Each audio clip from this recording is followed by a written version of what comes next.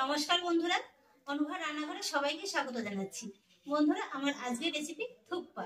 এটি একটি টেভিডিয়ান রেসিপি, তবে আজকাল কিন্তু প্রায় রেস্টুরেন্টে পাওয়া যায়।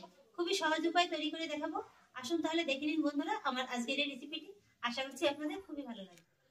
থুকপা সাধারণত দুই রকমের হয়, একটা হচ্ছে ভেজিটেবল থুকপা আর একটা হচ্ছে চিকেন থুকপা।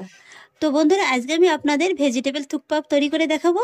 আর আপনারা ভেজিটেবল বানান কিংবা চিকেন থুকপা বানান, যেটাই বানাবেন না কেন সেই জন্য কিন্তু নুডলসটা অবশ্যই লাগবে।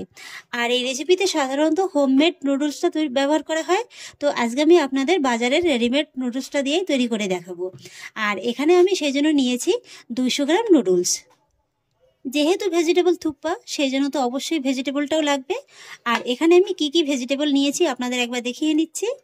দেখুন, এখানে আমি নিয়েছি 1/3 cup capsicum, 1/3 cup red bell pepper, 1/3 cup হলুদ bell pepper, 1/3 cup baby corn, 1/3 cup গাজর আর 1/3 কাপ নিয়েছি মাশরুম। আর সেই সঙ্গে নিয়ে নিয়েছি কিছুটা বাঁধাকপি কুচি। এখানে আমি যেসব সবজির উপকরণ নিয়েছি এগুলো যে নিতে হবে এমন কিন্তু কোনো মানে নেই। আপনারা এখানে যে কোনো এক রকমের কিন্তু ক্যাপসিকামটা ব্যবহার করতে পারেন। আর সেই সঙ্গে নিয়ে নিয়েছি কিছুটা পাকা টমেটো কুচি, কিছুটা পেঁয়াজ কুচি আর কিছুটা ধনেপাতা কুচি। আর এবার চলে এলাম রেসিপির প্রথম ধাপে। আমার শুরুতেই কিন্তু নুডলসটাকে বয়েল করে নিতে হবে। সেই জন্য একটি পাত্রে কিছুটা পরিমাণে জল গরম বসিয়ে দিয়েছি।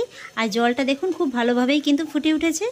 এবার আমি জলের ভিতরে দিয়ে দেবো স্বাদ অনুযায়ী লবণ আর সামান্য একটু সাদা তেল।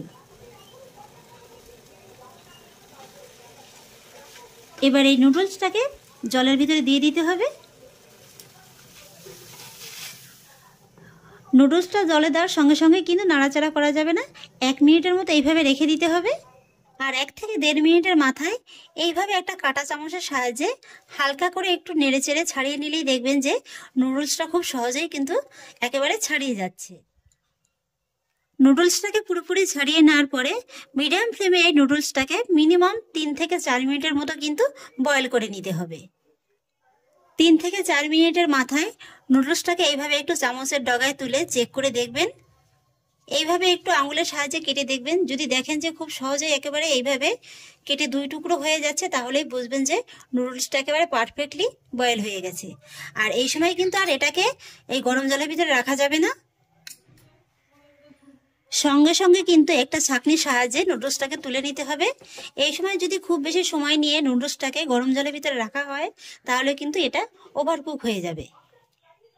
তারপরে এই নুডলসটা একটি স্ট্যান্ডের পরে রেখে জলটাকে ভালো করে ঝরিয়ে এর উপর থেকে ছড়িয়ে দিতে হবে আরও 1 চামচের মতো সাদা তেল। তারপর তেলটাকে এইভাবে নুডলসের সঙ্গে খুব ভালো করে মিশিয়ে নিতে হবে। ব্যাস, নুডলস বয়েলের কাজ শেষ হয়ে গেছে। এবার আমি এটাকে একটা সাইডে সরিয়ে রাখবো। থুকপাটা তো আমি রান্না করে নেব, তবে তার আগে আমি চিলি অয়েলটা রেডি করে নেব। এটা কিন্তু সাধারণত থুকপার উপরেই গার্নিশিংয়ের জন্য ব্যবহার করা হয়, আর দেওয়ার ফলে কিন্তু খেতে খুবই সুস্বাদু লাগে। আর সেই জন্য তড়কা কড়াইতে আমি দিয়ে দেব কিছুটা পরিমাণে সাদা তেল। সেই সঙ্গে দিয়ে দেব একটি স্টার অ্যানিস। স্টার অ্যানিসটা দেওয়ার পরে যখনই দেখবেন যে তেলটা খুব ভালোভাবে গরম হয়ে গেছে, তখনই কিন্তু সঙ্গে সঙ্গে গ্যাসের ফ্লেমটাকে অফ করে দিতে হবে। আর তারপরে এই গরম তেলের ভিতরে অ্যাড করতে হবে 3-4 চামচ চিলি ফ্লেক্স। চিলি ফ্লেক্সটা দিয়ে তেলের সঙ্গে একবার ভালো করে নেড়েচেড়ে মিশিয়ে নিতে হবে। ব্যাস বন্ধুরা, আমার চিলি অয়েলটা কিন্তু একেবারে কমপ্লিট। এই যে দেখুন খুব সুন্দরভাবেই কিন্তু লঙ্কাটা তেলের সঙ্গে একেবারে মিশে গিয়েছে। এবার আমি এটাকেও একটা সাইডে সরিয়ে রাখবো। এবার চলে এলাম বন্ধুরা রেসিপির মূল ধাপে। গ্যাসের পরে একটি কড়াই বসিয়ে দিয়েছি, আর কড়াইতে দিয়ে দেবো এই 2-4 চামচের মতো সাদা তেল। আর তেলটা যখন হালকা গরম হয়ে যাবে তখন আমি এর ভিতরে অ্যাড করব 1 ইঞ্চি পরিমাণে চপ করা আদা, সম পরিমাণে রসুন আর 2টো কাঁচা লঙ্কা কুচি। এখানে দেখুন কাঁচা লঙ্কাটাকে আমি এইভাবে একটু তেরছি করে কেটে নিয়েছি। এটা জাস্ট আর কিছুই না, দেখার একটু সৌন্দর্যের জন্যই দিয়ে দিয়েছি। এবার আমি এই সমস্ত উপকরণগুলো গরম তেলের ভিতরে দিয়ে দেবো। তারপর মিডিয়াম লো ফ্লেমে এটাকে একটু নেড়ে চেড়ে নেবো।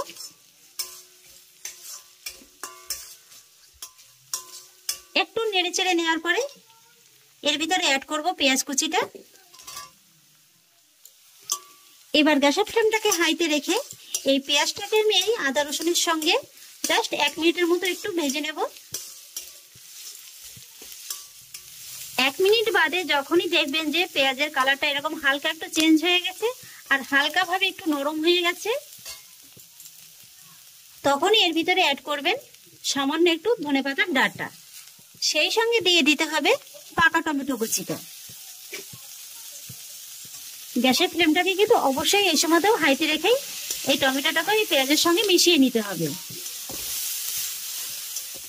এবার আমি আপনাদের 1 থেকে 1.5 মিনিট বাদে দেখিয়ে দিচ্ছি। এই যে দেখুন বন্ধুরা, টমেটোটা কিন্তু অনেকটা নরম হয়ে গেছে। আর ঠিক এই সময় গ্যাসের ফ্লেমটাকে একেবারে কমিয়ে, যদি আপনাদের অসুবিধা হয় গ্যাসের ফ্লেমটাকে এই সময় একেবারে অফ করেও দিতে পারেন। এর ভিতরে অ্যাড করতে হবে বেসিক কিছু মশলার উপকরণ। আর সেই জন্য আমি প্রথমেই দিয়ে দিচ্ছি 1/2 চা চামচ হলুদ গুঁড়ো, 1/2 চা চামচের একটু বেশি লাল লঙ্কার গুঁড়ো, একই মাপে ধনে গুঁড়ো আর একই মাপে জিরে গুঁড়ো, আর সেই সঙ্গে দিয়ে দিতে হবে স্বাদ অনুযায়ী লবণ। এবার এই সমস্ত মশলার উপকরণগুলোকে টমেটোর সঙ্গে একবার ভালো করে নেড়ে চেড়ে মিশিয়ে এই 1 থেকে 1.5 মিনিটের মতো একটু কষিয়ে নিতে হবে। মশলাটা এইভাবে কষাতে কষাতে যখনই একটা জায়গায় জড়ো হয়ে যাবে, তখনই এর ভিতরে অ্যাড করতে হবে ভেজিটেবল স্টক। আপনারা যদি এখানে চিকেন থুকপাটা তৈরি করেন সেক্ষেত্রে চিকেন স্টকটাও ব্যবহার করতে পারেন। আর এখানে কিন্তু এর দুটোর যদি কোনোটাই হাতের কাছে না থাকে সেক্ষেত্রে কিন্তু আপনারা গরম জলটাও ব্যবহার করতে পারেন। তবে এখানে যদি ভেজিটেবল স্টক কিংবা চিকেন স্টকটা ব্যবহার করা হয় এর স্বাদ কিন্তু সম্পূর্ণ অন্যরকম আসে, খেতে কিন্তু খুবই ভালো লাগে। আর এবার হাই ফ্লেমে এই জলটাকে আমি কিছুক্ষণ সময় নিয়ে একটু ফুটিয়ে নেব। আর এবার জলটা যখন এইভাবে খুব ভালোভাবে ফুটতে শুরু করে দেবে, তখনই এর ভিতরে অ্যাড করতে হবে 1/2 চা চামচ গরম মশলা গুঁড়ো আর 1/2 চা চামচ ডার্ক সয়া সস। ভালো করে মিশিয়ে দেব। আর তারপর এর ভিতরে এক এক করে সবজির উপকরণগুলো সব অ্যাড করব। প্রথমেই দিয়ে দেব গাজর কুচিটা, তারপরে দিয়ে দেব বেবি কর্ন। যেহেতু এই সবজি দুটো বয়েল হতে একটু সময় লাগে, তাই এই সবজি দুটোকে আগে দিয়ে দিতে হবে। তারপরে এই সবজি দুটোকে 1 মিনিটের মতো একটু জলের ভিতরে ফুটিয়ে নিতে হবে। তারপরে 1 থেকে 1.5 মিনিট বাদে বাকি সব সবজির উপকরণগুলো দিয়ে দিতে হবে।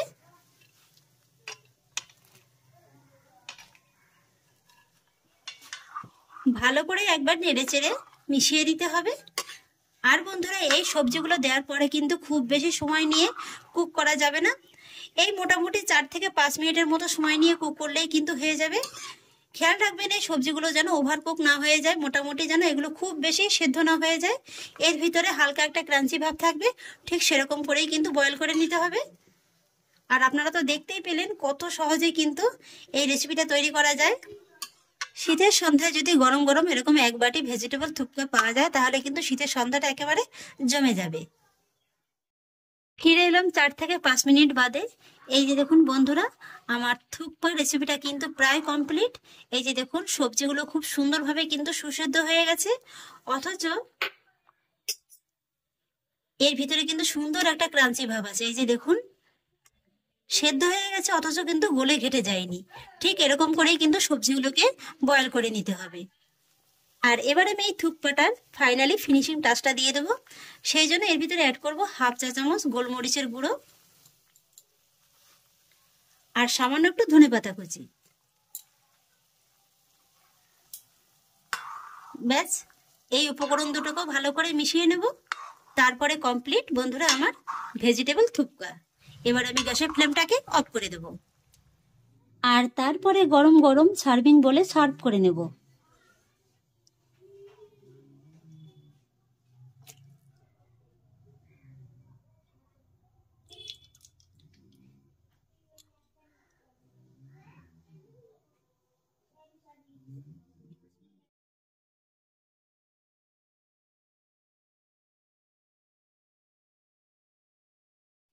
ফিনিশিং টাচের জন্য উপর থেকে ছড়িয়ে দেব কিছুটা কাঁচা পেঁয়াজ কুচি।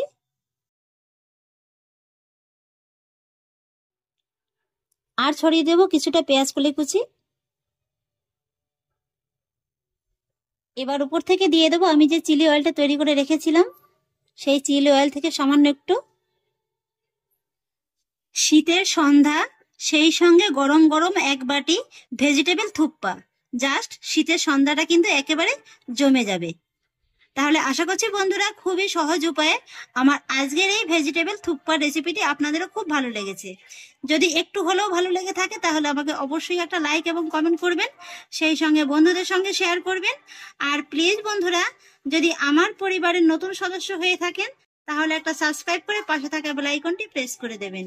ফিরে আসছি এরকমই পরের অন্য কোনো নতুন রেসিপি নিয়ে। সবাই ভালো থাকুন, সুস্থ থাকুন, ধন্যবাদ।